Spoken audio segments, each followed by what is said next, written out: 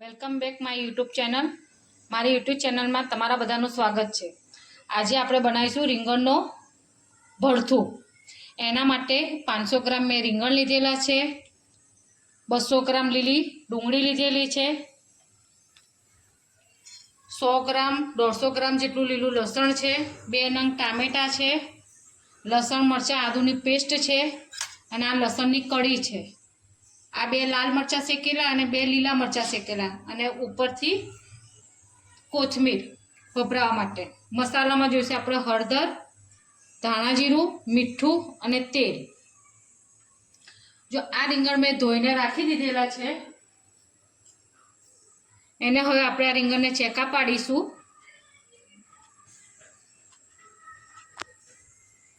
ચેકા પાડીશું અને શેકી લઈશું. હવે ગેસ ચાલુ કરીશું અને રીંગણ શેકી લેશું. આ રીંગણ શેકતા 2 થી 3 મિનિટ થશે.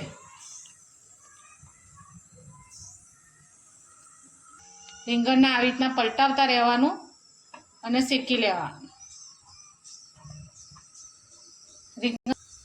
રીંગણ શેકાશે એટલે વજનમાં એકદમ હલકું થઈ જશે. જો આ આપણું રીંગણ બધા શેકાઈ ગયા છે. હવે ગેસ બંધ કરી દઈશું. હવે ઠંડા થાય એટલે આપણે એની ઉપરથી છાલ ઉખાડી નાખીશું. જો મેં રીંગણ બધા ફોલી નાખ્યા છે અને આવી રીતના એને કરી નાખ્યા. ઉપરથી છાલ કાઢી અને આવી રીતના કરી ક્રશ કરી દીધા છે હાથથી, ચમચી વડે. આ બાજુ આપણે કઢાઈ ગેસ ઉપર મૂકી દીધી છે. હવે એમાં આપણે તેલ મૂકીશું.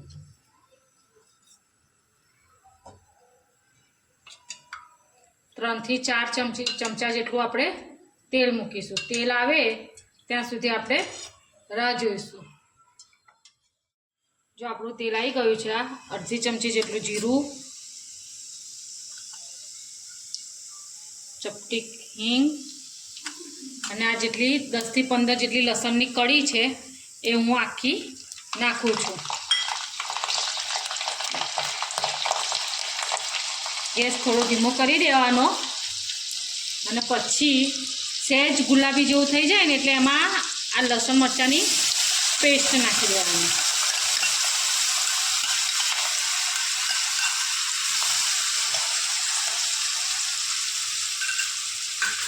પેસ્ટ નાખ્યા પછી આપણે આને હલાવીશું.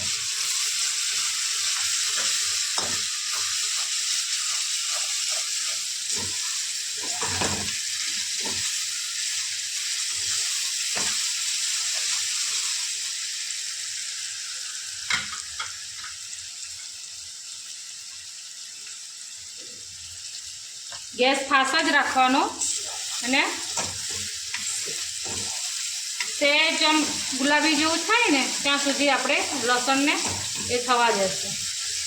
જો તમે મારી ચેનલમાં નવા હોય તો મને લાઈક કરજો, શેર કરજો અને સબસ્ક્રાઈબ કરજો, જેથી કરીને મને વિડીયો બનાવવાનો આનંદ આવે. જો હવે આપણે આ લીલી ડુંગળી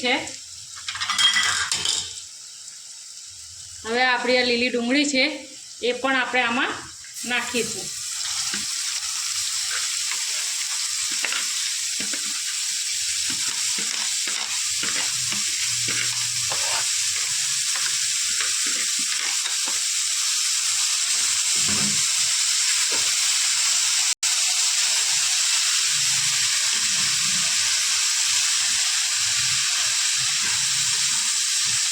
જો આપણે આ ડુંગળી તેલમાં નાખી છે. હવે આપણે આમાં થોડીક હળદર નાખી દઈશું. અડધી ચમચી જેટલી હળદર અને ડુંગળી પૂરતું આપણે થોડું મીઠું નાખીશું. જો હવે આપણે આને થોડી વાર ઢાંકીને ચડવા દઈશું. પછી લીલું લસણ નાખીશું.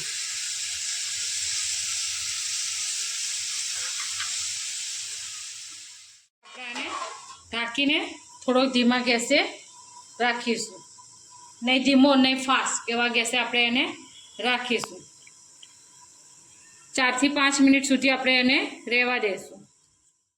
વચ્ચે આવી રીતના આપણે ખોલીને એને હલાવતા રહેશું. જો હવે આવી રીતના થયું છે ને, એમાં આપણે હવે આ લીલું લસણ નાખીશું. આમાંથી આપણે થોડુંક લીલું લસણ રાખીશું ઉપર ભભરાવા માટે.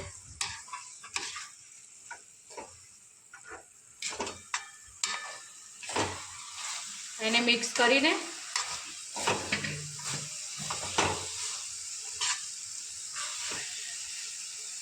નાખીને પાછું 3 થી 4 મિનિટ આપણે રહેવા દેશું.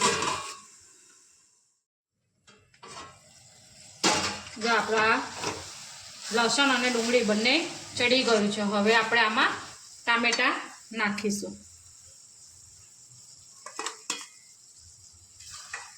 આપણે મીઠું ડુંગળીમાં નાખી દીધું હતું, એટલે હવે આપણે આમાં ટામેટામાં મીઠું નાખવાની જરૂર નથી. હવે ટામેટાને થોડી વાર આપણે ચડવા દઈશું, 1-2 મિનિટ. 1 મિનિટ તો ચડી જ જશે. એવું લાગે તો બીજી મિનિટ આપણે એને રહેવા દઈશું. નાખીને 1 મિનિટ માટે આપણે રહેવા દઈએ. જો હવે આપણે આને ખોલીશું. આપણા ટામેટાં અને ડુંગળીને બધું સરસ ચડી ગયું છે. હવે આપણે આ રીંગણ શેકેલા છે એ આમાં આપણે નાખી દઈશું.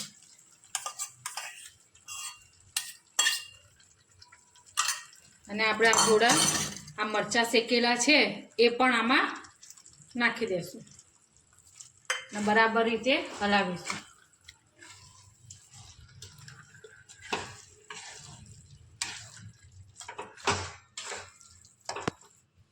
જો આપણે આ લીલું ભરતું બનાવ્યું છે એટલે આપણે એમાં લીલા મરચાંનો ઉપયોગ કર્યો છે. જો તમારે લાલ બનાવવું હોય તો લાલ મરચાંનો ઉપયોગ કરી શકો છો. જો તમે મારા ચેનલમાં નવા હોય તો મને લાઈક કરજો, શેર કરજો અને સબસ્ક્રાઈબ કરજો, જેથી કરીને મારા વિડીયો મને બનાવવાનો આનંદ આવે. જો આપણે હવે બધું મિક્સ થઈ ગયું છે. હવે આપણે આને 1-2 મિનિટ માટે રાખીશું, એટલે આપણે રીંગણ શેકેલા છે ને એમાં મસાલો બધો સરસ રીતે ચડી પણ જાય અને તેલ પણ છૂટે ત્યાં સુધી આપણે એને ઢાંકીને રહેવા દઈશું.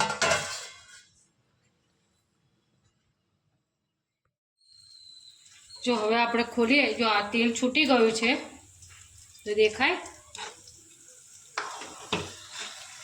હવે આપણે આને સહેજ ફાસ્ટ ગેસે રાખીશું, એટલે નીચે સહેજ ચોંટી જાય. તો ઉપરથી આપણે સહેજ કોથમીર વપરાવી દઈએ અને નીચે ફાસ્ટ ગેસ રાખીશું ત્યાં સુધી ચોંટી બી જાય.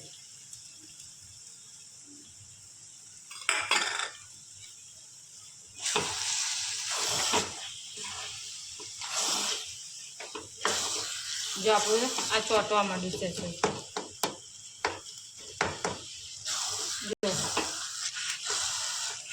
બરાબર. હવે આપણે ગેસ બંધ કરી દઈશું.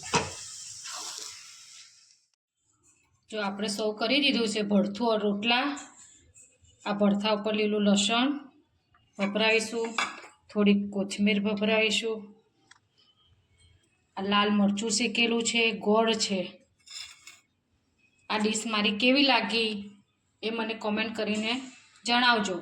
અને રોટલાની બનાવવાની રીત પૂછવી હોય તો મને કોમેન્ટ કરીને જણાવજો. મારા વિડીયોને લાઈક કરજો, શેર કરજો અને સબસ્ક્રાઈબ કરજો, જેથી કરીને મને વિડીયો બનાવવાનો આનંદ આવે. બાય.